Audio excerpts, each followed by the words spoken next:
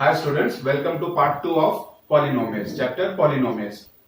In this chapter, we are going to learn about relationships between zeros and their coefficients. There are some relationship between the zeros and coefficients. वो हम study करने वाले हैं आज के इस chapter में। तो आइए स्टार्ट करते हैं आज का video on relationship between zeros and their coefficients. Hi students, today we are going to start polynomials part 2, relationship between zeros and coefficients of a polynomial. तो जो पॉलिनोमियल होता है उसके ज़ीरोज़ निकालना तो हमने पहले पार्ट में सीख लिया है। जो हम ज़ीरोज़ निकालते हैं उन ज़ीरोज़ में और उसके जो पॉलिनोमियल के कोएफिशिएंट है उनमें कुछ रिलेशनशिप होता है। वो रिलेशनशिप क्या है आज हम स्टडी करने वाले हैं। तो आपको पता है अगर हमारे पास एक पॉलिनोमियल है a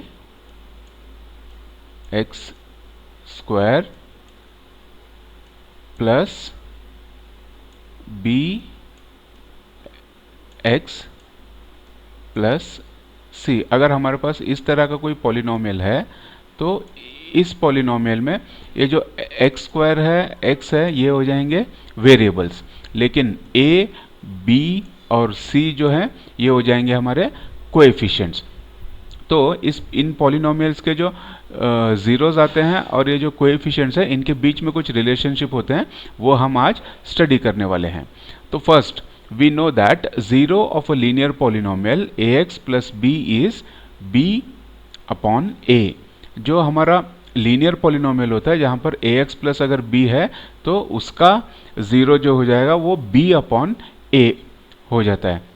ये हमने पहले भी सीखा है। We will now study regarding relationship between zeros and coefficients of a quadratic polynomial. जो हमारा quadratic polynomial है उसके zeros और coefficients के बीच में जो relation होते हैं वो हम यहाँ पर study करेंगे। तो चलिए पहले एक छोटा सा एग्जाम्पल ले लेते हैं। यहाँ p of x is equals to 2x square minus 8x plus 6 है। ठीक है, ये हमारा p of x है, ये हमारा एक क्वाड्रेटिक पॉलिनोमियल है। तो हम क्या करेंगे, फर्स्ट इसको फैक्टराइज करेंगे। ओके, तो फैक्टराइज करते समय हम कैसे करते हैं, जो मिडिल टर्म है उसको हम स्प्लिट करते हैं। राइट, ये मिडिल टर्म को हमें स्प्लिट करना है, माइनस 8x को हमें स्प्लिट करना है। तो माइनस 8x को हम जो ये b की जगह पे आएगा माइनस 8x, इसको हम इस तरह से स्प्लिट करेंगे कि जो स्प्लिट होने के बाद सपोज हमारे टर्म्स आ रहे हैं m और n, तो ये m प्लस n जो होगा it should be equal to a into C. ये a इंटू सी के इक्वल m प्लस n होना चाहिए। हम इसको इस तरह से स्प्लिट करेंगे। ठीक है, तो 8 को अभी 6 इंटू 2 होता है 12, तो हमें 8 को भी इस तरह से स्प्लिट करना है कि वो हमारा 12 हो जाए। तो यहाँ पर दो ऑप्शंस आते हैं हमारे पास, एक होता है 4 इंटू 3 भी 12 ही होगा, लेकिन 4 प्लस 3 हम करेंगे तो होता है 7, और दूसरा ऑप्शन है हमारे पास 6 इंटू 2 12, यानी कि हमको 8 को स्प्लिट करना पड़ेगा 6 और 12 में। तो हम उसको कर लेंगे माइनस 6 और minus 2, minus 6x minus 2x यानी कि माइनस 8x हो जाएगा। तो फर्स्ट हमने मिडिल टर्म को स्प्लिट कर लिया। अब इस वाले पार्ट में ये फर्स्ट पार्ट हम ले लेंगे, ये वाला जो पार्ट है 2x स्क्वायर माइनस 6x, इसमें कॉमन क्या है, अगर दोनों में हम देखें तो कॉमन हमारा आ जाएगा 2x, तो हम 2x को यहाँ पर कॉमन लिख लेंगे इंटू x माइनस 3। अब देखिए 2x इंटू x करेंगे तो हो जाता है 2x स्क्वायर, और अगर 2x इंटू माइनस 3 करेंगे तो माइनस 6x हो जाएगा। तो इस पार्ट को हमने अगर और थोड़ा सा फैक्टराइज कर लिया तो ये हो जाएगा 2x इंटू x माइनस 3। अब इस पार्ट में कॉमन क्या है, कॉमन मतलब ऐसा जो हमें फैक्टर निकालना है जो दोनों को डिवाइड कर सके, कॉमन फैक्टर। तो यहाँ पर कॉमन फैक्टर होगा 2, क्योंकि 2x को भी डिवाइड कर रहा है और 6 को भी डिवाइड कर रहा है। तो 2 को हम यहाँ लिख लेंगे इंटू ब्रैकेट में x माइनस 3, यानी कि 2x डिवाइडेड बाई 2 करेंगे तो बचता है x, और 6 डिवाइडेड बाई 2 करेंगे तो 3, यानी 2 into x 2x, 2 into minus 3 minus 2 into minus 3 plus 6। ठीक है, तो ये हो गया हमारा मिडिल टर्म। अब यहाँ पर कैसे होगा, ये जो बाहर हमने 2x लिखा है उसको और -2 को, तो ये 2x - 2 हो जाएगा, एक साइड लिखेंगे और दूसरी साइड लिखेंगे x - 3 जो दोनों जगह पर कॉमन है। तो ये हो जाएगा 2x - 2 इंटू एक्स - 3। अब 2x - 2 में अगेन 2 कॉमन आ जाता है, तो वो 2 को हम बाहर ले लेंगे और बचेगा यहाँ पे x - 1 इंटू एक्स - 3। अब हम इस पार्ट को लेंगे, तो अगर इस पार्ट को ले रहे हैं, ये फर्स्ट वाला x - 1, तो x - 1 इक्वल्स टू 0 एक तरफ हो जाएगा और x - 3 इक्वल्स टू 0 ये हो जाएगा दूसरी तरफ। देयरफॉर अगर हम इस -1 को RHS में ले लेंगे तो क्या हो जाएगा, x इज इक्वल्स टू 1, क्योंकि -1 RHS में आने के बाद +1 हो जाता है। फिर x - 3 है, -3 को हम RHS में ले लेंगे तो वो हो जाएगा x is equals to 3। So the zeros of polynomial 2x square minus 8x plus 6 is equals to 1 and 3। अब इसके zeros आ गए 1 and 3। हम करते हैं फर्स्ट इसका sum of zeros, ठीक है। sum of zeros करेंगे तो क्या होगा, zeros हैं 1 and 3, तो 1 plus 3 is equals to 4। 4 को हम एक और तरीके से लिख सकते हैं, माइनस इंटू -8 डिवाइडेड बाई 2, ये भी 4 हो जाएगा, minus into minus plus into 8 divided by 2, तो 8/2 हो जाता है। अब ये क्या हो गया, -8 मतलब क्या है, देखिए यहाँ पे -8 क्या है इस पॉलिनोमियल में, -8 is coefficient of x, x का कोएफिशिएंट है -8, तो ऊपर आ गया हमारा coefficient of x minus coefficient of x, और नीचे का टर्म है 2, 2 हमारा क्या है x स्क्वायर का कोएफिशिएंट है, तो वो हो गया कोएफिशिएंट ऑफ एक्स स्क्वायर, यानी कि ये क्या हो गए, अगर इनको हम देखें तो ये -b, क्योंकि ये आ रहा है b की जगह पे, ये है a b and c, right. तो यहाँ पर हमारा -b divided by x square क्या है, a, एक्स स्क्वायर का कोएफिशिएंट है a, तो हम कह सकते हैं कि sum of zeros will be equal to -b upon a। इसी तरह प्रोडक्ट ऑफ जीरोस देखते हैं, प्रोडक्ट मतलब मल्टीप्लिकेशन, जीरोस है हमारे 1 एंड 3, तो 1 इंटू 3 इक्वल्स टू 3। 3 को हम एक और तरीके से लिख सकते हैं 6/2। अब 6 यहाँ पर क्या है, c है, यानी कि कांस्टेंट टर्म है c, और डिवाइडेड बाय 2, 2 क्या है, कोएफिशिएंट ऑफ एक्स स्क्वायर है, तो हम इसको बोल सकते हैं कि ये है c/a। तो प्रोडक्ट ऑफ जीरोस हो जाता है c/a, सम ऑफ जीरोस हो जाएगा -b/a। ये हमारा रिलेशनशिप है जीरोस और कोएफिशिएंट्स का। ओके, तो एक और एग्जांपल लेते हैं, let us take one more quadratic polynomial से p of x is equals to 3x square plus 5x minus 2। अब हमें स्प्लिट करना है मिडिल टर्म 5 को। अब मिडिल टर्म है 5 और हमारा a और c क्या है, 3 and 2, 3 इंटू 2 6 होता है, 3 इंटू 2 होता है 6, 3 इंटू 2 -6 होता है। तो अब हम 5 को इस तरह से स्प्लिट करना है कि वो हो जाए 6। तो इसको हम स्प्लिट करेंगे 5 plus 6x minus x, 3x square ऐसे ही रहेगा, मिडिल टर्म 5 हो जाएगा प्लस 6x माइनस x, कितना होता है 5x होता है, -2। अब हम लेंगे इस पार्ट को, जो फर्स्ट वाला पार्ट है 3x स्क्वायर प्लस 6x। अब इसमें हम कॉमन देखें तो दोनों में 3x कॉमन आएगा, एक फैक्टर जो दोनों नंबर्स को डिवाइड कर रहा है वो है 3x। सो 3x इंटू एक्स प्लस 2, यानी कि 3x इंटू एक्स करेंगे तो हो जाता है 3x स्क्वायर, और 3x इंटू 2 करेंगे तो हो जाता है 6x। फिर आते हैं हम सेकेंड पार्ट में, सेकेंड पार्ट में x माइनस 2 है। अब इन दोनों में कॉमन सिर्फ 1 ही है, इनका कॉमन फैक्टर है 1, तो हम लिख देंगे -1 इंटू एक्स प्लस 2। अब क्या हो गया हमारा, देखिए यहाँ पर भी x प्लस 2 आ गया, यहाँ पर भी x प्लस 2 आ गया, तो हम इसको एक जगह पे लिख लेंगे x प्लस 2। अब बचा क्या हमारा 3x माइनस 1, तो दूसरी जगह पे हम लिख लेंगे 3x माइनस 1। तो अब हम 3x square plus 5x minus 2 को एक और तरीके से लिख सकते हैं, वो है 3x minus 1 into x plus 2। आप इसको ट्रायल बेसिस पे मल्टीप्लाई करके भी चेक कर सकते हैं। 3x into x 3x square, 3x into 2 6x, minus x into one, minus one into x minus x, and minus one into two minus two, तो ये इसी में आ जाता है. Hence, the value of 3x is 0 when 3x minus 1 equals to 0 और x plus 2 equals to 0.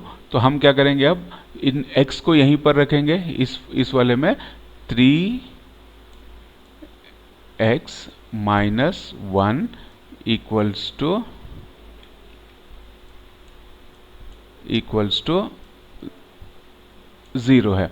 तो हम यहाँ पर क्या करेंगे, x को यहीं पे रखेंगे, 1 को इधर ले लेंगे तो प्लस 1 हो जाएगा, तो x इक्वल्स टू प्लस 1, और 3x मतलब 3 इंटू एक्स, तो इस तरफ आने के बाद वो हो जाएगा डिवाइड, तो 1/3. x की वैल्यू हो जाएगी आइदर 1/3 और वो हो जाएगी x प्लस 2 है, 2 को अगर RHS में हम इसको शिफ्ट कर लें 2 को, तो हो जाएगा -2. तो x is equals to either 1/3 और x इज इक्वल्स टू -2. तो अब इसके दो जीरोज हमें क्या मिल रहे हैं, एक जीरो है 1/3 और दूसरा जीरो है -2. अब सम ऑफ जीरोज करके देखते हैं. अगर हम सम ऑफ जीरोज करेंगे तो एक जीरो है 1/3 प्लस -2, हमको दूसरा करना है उसमें -2. तो इसका कैसे होगा, मैं यहाँ पर सॉल्व कर देता हूँ. 1/3 प्लस इंटू माइनस माइनस हो जाएगा, -2 यानी कि 2/1. तो ये हो जाएगा 3 का एलसीएम, 3 और 1 का एलसीएम 3 आएगा, फिर 1 इंटू 1 1 माइनस 3 इंटू 2 6, तो ये हो जाएगा इक्वल्स टू 1 माइनस 6 होता है -5/3. ठीक है, इस तरह से हमारा हो गया -5/3. ये आ गया हमारा यहाँ पर -5/3. अब -5 क्या है, आप इक्वेशन में देखिए -5 है, -5 नहीं, यहाँ पे माइनस तो कोएफिशिएंट ऑफ x है, तो 5 जो है वो कोएफिशिएंट ऑफ x है, और 3 क्या है, कोएफिशिएंट ऑफ x² है, यानी कि -b/a. हो गया. और प्रोडक्ट ऑफ जीरोस देखते हैं, 1/3 इंटू -2, 1 इंटू 2 2 हो जाएगा, and plus into minus minus, 3 into 1 3, तो -2/3. अब -2 यहाँ पर क्या है, कांस्टेंट टर्म यानी कि c, और 3 क्या है, a यानी कि c/a. तो इतना याद रखिए कि सम ऑफ जीरोज, एक क्वाड्रेटिक इक्वेशन में sum of zeros will be equal to -b/a. Okay, हमेशा ये -b/a आएगा यहाँ पर जो है, और प्रोडक्ट ऑफ जीरोस जो है वो c/a आएगा. ये रिलेशनशिप को आप याद रखिए, क्योंकि इसके बेसिस पे भी आपको 2 मार्क्स के प्रॉब्लम्स एग्जाम में आ सकते हैं. अब देखते हैं एग्जाम्पल नंबर 2. यहाँ पर है, find the zeros of quadratic polynomial x² + 7x + 10 and verify the relationship between zeros and coefficients. हमें फर्स्ट यहाँ पे इनका जीरोस फाइंड आउट करना है, और हमको चेक करना है कि इनका जो जीरोस फाइंड आउट करने के बाद वो रिलेशनशिप, यानी कि जो सम ऑफ जीरोस है -b/a and product of zeros c/a, ये करेक्ट आ रहा है या नहीं आ रहा. ठीक है, तो हमारा इक्वेशन है x² + 7x + 10. तो इस 7x को हमें इस तरह से स्प्लिट करना है कि उसका रिजल्ट हो, ये यहाँ पर x² कितना है, 1 आ जाता है, 1 इंटू 10 10 हो जाता है, तो वो 10 होना चाहिए. तो हम इसको कैसे स्प्लिट कर सकते हैं, हमारे पास आ गए 5 इंटू 2 हो जाता है 10, यानी कि 2 इंटू 5 10 होता है. तो हमें 7 को स्प्लिट करना होगा 2 और 5 में. 2 और 5 में स्प्लिट करेंगे तो x² + 2x + 5x + 10 हो जाएगा. ये इस तरह से हमारा इक्वेशन, मिडिल टर्म को स्प्लिट करने के बाद ये मिडिल टर्म को हमने स्प्लिट कर दिया यहाँ पे, 2x + 7x. नेक्स्ट है इस पार्ट का, जो ये फर्स्ट पार्ट है इतना, इस पार्ट का हम कॉमन लेंगे. अभी कॉमन तो यहाँ पर x है, तो x को बाहर रखेंगे, x into x + 2. Okay, x into x + 2, x into x x², x into 2 2x, और यहाँ पर 5x और 10 इन दोनों को डिवाइड करता है 5, इनका कॉमन फैक्टर हो जाएगा 5. तो 5 को हम यहाँ पर रखेंगे, फिर x, 5 into x 5x + 2, 5 into 2 10। ये हमारा सेकेंड पार्ट भी हो गया, फैक्टर में कन्वर्ट हो गया। नेक्स्ट, दोनों जगह पर क्या है, x plus to x plus two, तो हम x प्लस टू को बाहर लिख लेंगे एक तरफ, इनटू यहाँ का जो बाहर के नंबर्स थे x प्लस 5, यानी कि यहाँ पर लिख लेंगे हम लोग x प्लस 5। तो हम कह सकते हैं कि x square plus two x x square plus 7x plus 10, इसको हम एक और तरीके से लिख सकते हैं, और वो है x plus two into x plus 5। तो अब इसका मतलब क्या हुआ, x plus two equals to 0 और x प्लस 5 इक्वल्स टू 0, यानी कि प्लस 2 को अगर मैं RHS में ले लूँ तो वो हो जाएगा x is equals to minus 2, और प्लस 5 को RHS में ले लूँगा तो वो हो जाएगा x is equals to minus 5। तो इस इक्वेशन के जीरोज हैं -2 एंड -5। अब हमें देखना है कि इनके जो जीरोज है उसका सम हमारा -b/a हो रहा है या नहीं। -2 प्लस -5, यहाँ पर क्या हो जाएगा, ये प्लस इंटू माइनस जो है माइनस हो जाएगा, तो -2 - 5 इज इक्वल्स टू -7। -7 को हम एक और तरीके से लिख सकते हैं, -7/n। अब देखिए -7/n, अभी 7 हमारा क्या है, कोएफिशिएंट ऑफ b, यानी कि ये हो जाएगा minus into b divided bye, और हमारा 1 क्या है, कोएफिशिएंट ऑफ एक्स स्क्वायर, ये हमारा हो गया कोएफिशिएंट ऑफ एक्स स्क्वायर। हाँ, तो यहाँ पर हम लिख लेंगे a, ठीक है। तो ये हमारा वेरिफिकेशन हो गया कि sum of zeros is equals to coefficient of x upon coefficient of x square. अब देखते हैं product of zeros. Product of zeros -2 into -5, 5 into 5 10 होता है, and minus into minus plus होता है, तो ये +10 आ जाएगा हमारा आंसर। अब +10 को हम एक और तरीके से लिख सकते हैं, 10/1। 10 क्या है हमारा, यहाँ पर आप देखेंगे तो ये है कांस्टेंट टर्म, यानी कि वो है हमारा c, ओके, डिवाइडेड बाय 1 है हमारा, तो 1 क्या है हमारा, कोएफिशिएंट ऑफ एक्स स्क्वायर, यानी कि a। तो ये हमारा वेरिफिकेशन भी हो गया। एग्जाम्पल 3 लेते हैं। Find the zeros of the polynomial x square -3 and verify the relationship between the zeros and coefficients। हमें यहाँ पर एक पॉलिनोमियल दिया गया है x square -3 and verify the relationship। तो x square -3, अब इसको अगर आप एक चीज़ याद रखो, हमने 8th स्टैंडर्ड में आइडेंटिटीज पढ़ी थी। आइडेंटिटीज क्या होते हैं, a square plus B square is equals to a square minus B square equals to a minus B into a plus B. तो इसी आइडेंटिटी को हम यूज करते हुए यहाँ पर हम क्या कर देंगे, एक्स स्क्वायर -3 इक्वल्स टू, अब हमें क्या करना है, इनको स्क्वायर्स में कन्वर्ट करना है। ये तो एक्स स्क्वायर तो ऑलरेडी स्क्वायर में है, 3 स्क्वायर में नहीं है। अगर 3 को स्क्वायर में कन्वर्ट करना है तो वो क्या हो जाएगा, √3 होल स्क्वायर, यानी कि √3 इंटू √3 3 होता है। तो ये हो जाएगा x -3, a की जगह पे x आ जाएगा, b की जगह पे √3 आ जाएगा, x -3 into x plus 3। So the value of x square -3 is equals to x is equals to √3 और x इज इक्वल्स टू -√3। यहाँ पर देखिए x -√3 है, तो यहाँ पर -√3 इस तरफ चला जाए तो +3 हो जाए, +√3 हो जाएगा, और यहाँ पर x +√3 है, तो ये +√3 RHS में चला जाए तो ये हो जाएगा -√3। तो हमारे रूट्स यहाँ पे क्या निकल रहे हैं, रूट्स या तो +√3 होगा या -√3 होगा। सम ऑफ जीरोज में हमारे जो जीरोज हैं वो क्या है, √3 और -√3। तो √3 -√3 इज इक्वल्स टू 0। तो कोएफिशिएंट ऑफ x कितना होगा हमारा, कोएफिशिएंट ऑफ x अगर इसमें देखें तो x का कोएफिशिएंट हमारे पास नहीं है, एक्स स्क्वायर के बाद सीधा ये हमारा आ गया -3, यानी कि कांस्टेंट टर्म आ गया है। तो यहाँ पर हमारा इसका मतलब है कोएफिशिएंट ऑफ x 0 रहेगा, तो माइनस कोएफिशिएंट ऑफ x 0 है, एंड एक्स स्क्वायर हो जाएगा हमारा 1, 0/1 इक्वल्स टू 0। तो देखिए √3 माइनस √3 0 हो गया।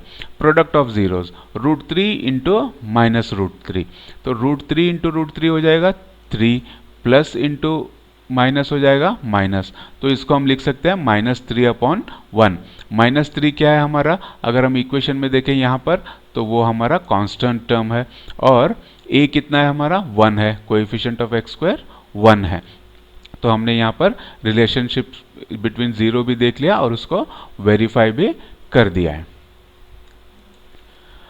अगला है from example 4, find a quadratic polynomial the sum and product of whose zeros are -3 and -2 respectively. अब इस क्वेश्चन में देखिए उन्होंने जीरोज ऑलरेडी दिया हुआ है, एक जीरो है -3 और दूसरा जीरो है 2, लेकिन अब हमें क्या करना है, इनके बेसिस पे हमें एक क्वाड्रेटिक पॉलिनोमियल बनाना है। यानी कि ये कैसा क्वाड्रेटिक पॉलिनोमियल हो सकता है जिनके जीरोज -3 और 2 है। तो हमारा क्वाड्रेटिक पॉलिनोमियल जो होता है वो किस फॉर्म में होता है, ax² + bx + c। a और b, a coefficient of x² हो जाएगा, b कोएफिशिएंट ऑफ x हो जाएगा, और c जो है वो कांस्टेंट टर्म हो जाएगा। और हम इसके जीरोस को रिप्रेजेंट करने के लिए ले लेते हैं अल्फा और बीटा। अल्फा और बीटा हम इनको रिप्रेजेंट करने के लिए ले लेंगे। अब हमें पता है कि सम ऑफ जीरोस क्या होता है, अब हमारे अगर जीरोस अल्फा और बीटा है यानी कि alpha plus beta is equals to -3, यानी कि -3 का मतलब क्या हो गया, -b/a। जो -b/a होता है वो हमारा -3 है, तो इसको हम लिख सकते हैं कि ये है -3/1। दूसरे वैल्यूज भी हो सकते हैं जैसे -6/2, लेकिन हम एक वैल्यू ले लेते हैं -3/1। और दूसरा प्रोडक्ट ऑफ जीरोज यानी कि अल्फा इंटू बीटा, वो कितना है हमारा 2 है, तो alpha into beta is equals to 2। Alpha into beta मतलब c/a। अब हमारे पास यहाँ पे 2 है, तो ये हो जाएगा 2/1। तो यहाँ पर देखिए अब 3 क्या है, ये 3 जो है हमारा है b, ओके, और ये क्या है 1 जो है वो है a, और यहाँ पर c जो कांस्टेंट टर्म है वो है 2 और अगेन a है 1। तो हमें पता चल गया कि a की वैल्यू 1 है, b की वैल्यू 3 है और c की वैल्यू 2 है। तो इस बेसिस पे हम लोग अपना क्वाड्रेटिक इक्वेशन बना सकते हैं। यहाँ पर सिर्फ x² आएगा, x² यानी कि 1x² जो कि a है, और उसके बाद b की वैल्यू है 3 + 3x + 2, ये बन गया हमारा क्वाड्रेटिक इक्वेशन। सो देखा ये कितना इजी है। अगर आप प्रॉब्लम पहले पढ़ोगे तो बहुत टफ लगेगा आपको, लेकिन अगर आप इसको सिस्टमेटिकली हमारे जो हमने जो रिलेशनशिप प्रूव किया है जीरोज और उनके कोएफिशिएंट्स के बीच में, उसके अकॉर्डिंगली करोगे, थोड़ा सा लॉजिक यूज करके करोगे तो ये बहुत आसान हो जाएगा। ओके, अब क्वाड्रेटिक पॉलिनोमियल्स के बाद एक और चीज आती है क्यूबिक पॉलिनोमियल्स। क्या क्यूबिक पॉलिनोमियल्स में भी इसी तरह के रिलेशनशिप है? हाँ, क्यूबिक पॉलिनोमियल्स में भी इसी तरह के रिलेशनशिप आते हैं, लेकिन क्यूबिक पॉलिनोमियल में क्या हो जाएगा, 3 कोएफिशिएंट्स आ जाएंगे, कोएफिशिएंट्स 1, 2, 3 और एक कांस्टेंट टर्म आएगा। ठीक है, तो इसको कैसे करेंगे हम लोग, सपोज हमारे पास p ऑफ x है, वो है 2x³ - 5x² - 14x + 8। अगर हम इनके जीरोस फाइंड आउट करें, अगर हम इनके जीरोस फाइंड आउट करेंगे तो वो हो जाएंगे x = 4 - 2 और 1/2, 3 जीरोस आते हैं। ये हमने ऑलरेडी करके रखा है, उसमें नहीं जाएंगे, वरना हमारा ये जो रिलेशनशिप फाइंड आउट करना है ये थोड़ा सा लंबा हो जाएगा। तो हमने जीरोस, हमें पता है कि x के जीरो 4 है, सॉरी p ऑफ x के जो जीरोस हैं वो कब आते हैं, अगर x 4 रहा तो ये इक्वेशन 0 हो जाएगा, -2 रहा तो 0 हो जाएगा, और 1/2 रहा तो भी 0 हो जाएगा। तो इसके हमें पता है कि अब इसके 3 जीरोस हैं। तो सम ऑफ जीरोस देखते हैं क्या होता है। अभी 3 जीरोस हैं, 4 + -2 + 1/2। अगर हम इन तीनों को ऐड कर लें तो वो हो जाएगा 5/2। ओके, 4 - 2 हो जाता है 2, 2 प्लस 1/2 मतलब वो हो जाएगा 5/2। यहाँ पे करके दिखाता हूँ आपको। ये तो सिंपल है, 4 plus into minus minus, 4 minus 2 2, तो 2 प्लस 1/2 ये हो जाता है। इसका एलसीएम आ जाएगा 2, 2 into 2 4 plus 1 equals to 4 plus 1 5/2। ठीक है, तो ये हो जाएगा 5/2। अब 5/2 क्या है? देखिए 5 कहाँ पे आ रहा है? Coefficient of x square minus coefficient of x square upon 2। 2 का क्या है? Coefficient of x cube. And अगर हम इसके इसी तरह से प्रोडक्ट ऑफ जीरोस देखें तो 3 जीरोस हैं, 4 into minus 2 into 1/2। 4 into minus 2 हो जाएगा -8, -8 इंटू 1 हो जाएगा -8 upon 2।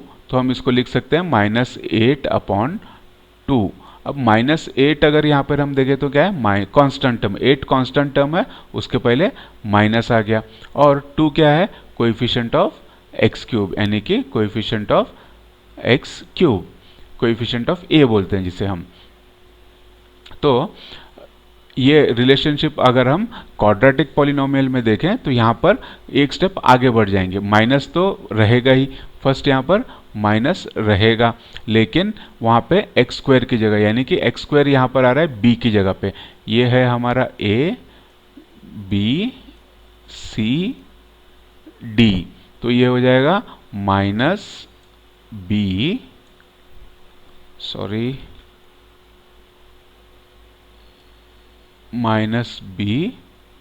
Upon A, coefficient of x cube हो जाएगा ए। और प्रोडक्ट ऑफ जीरोस में कांस्टेंट टर्म यानी कि डी अपॉन ए, यही रिलेशनशिप है। और इसके अलावा एक और रिलेशनशिप है, जैसे कि अगर हम प्रोडक्ट ऑफ जीरोस लेते हैं टेकन 2 एट अ टाइम, तो दो एक साथ लेंगे। 4 into -2 plus -2 into 1/2 plus 1/2 into 4, यानी कि हम लोग क्या कर रहे हैं? सपोज हमारे जीरोस हैं अल्फा, बीटा और गामा। 3 जीरोस हैं अल्फा, बीटा और गामा। अगर ये 3 जीरोस हैं तो हम सम ऑफ तीनों जीरोस तो आ रहा है हमारा -b अपॉन a, लेकिन product of zeros 2 at a time लेंगे, यानी कि अल्फा इंटू बीटा फर्स्ट करेंगे, बीटा इंटू गामा करेंगे, फिर प्लस गामा इंटू अल्फा, वो भी करेंगे तो उसका आंसर c अपॉन ए ही आएगा। और उसका आंसर c अपॉन ए आएगा। और alpha into beta into gamma करेंगे तो -d अपॉन ये आएगा। ये होता है हमारा क्यूबिक पॉलिनोमियल में। ठीक है, तो ये हो जाएगा हमारा पॉलिनोमियल्स का जो पार्ट 2 था वो यहाँ पर खत्म हो जाता है। तो पार्ट 2 में हमने सीखा what are the relationship between zeros and coefficients of the polynomials. Hope कि आपको ये समझ में आ गया है। अगर समझ में नहीं आया, अगर आपको कुछ डाउट्स हैं तो आप कमेंट्स टैब में लिखकर पूछ सकते हैं, या इसके अलावा मेरा व्हाट्सएप नंबर दिया हुआ है डिस्क्रिप्शन बॉक्स में, उसमें से आप मुझे व्हाट्सएप करके भी अपने डाउट्स क्लियर करवा सकते हैं। अगर आपने मेरे चैनल को अब तक सब्सक्राइब नहीं किया है तो सब्सक्राइब कर लीजिए, ताकि मेरे आने वाले वीडियोस भी आपको मिलते रहें। नेक्स्ट पार्ट में जो पार्ट 3 रहेगा उसमें division algorithm of polynomials, polynomials को डिवाइड कैसे करना है और उसका डिवीजन का जो एल्गोरिथम बनता है वो कैसे बनता है, वो मैं आपको सिखाने वाला हूं। तो वेट कीजिए मेरा नेक्स्ट वीडियो का, जहां पर हम पॉलिनोमियल्स के डिवीजन एल्गोरिथम को सीखेंगे। Thank you.